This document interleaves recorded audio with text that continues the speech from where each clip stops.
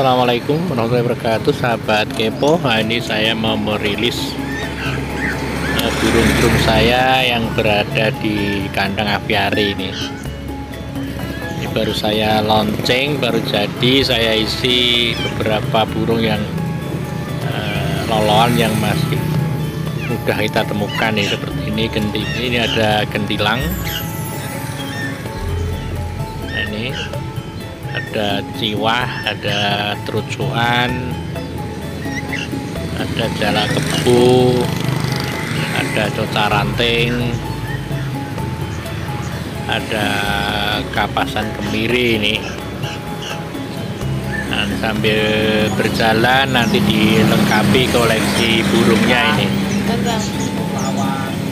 Nah, apiari saya ini berukuran sekitar tinggi 4 meter, lebar 3 meter, panjangnya 8 meter.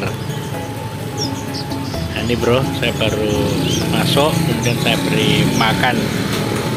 Biasanya saya siapkan ada ulat, ada jangkrik, dan ada fur, juga ada pisang ini. Sekali lagi, ini baru saya launching karena baru jadi ini bro. Kalau Anda berada di sekitar Radu Blantung, bisa cek lokasi, bisa lihat-lihat, nanti bisa sharing-sharing bro. Nah, ini ciwahnya ini.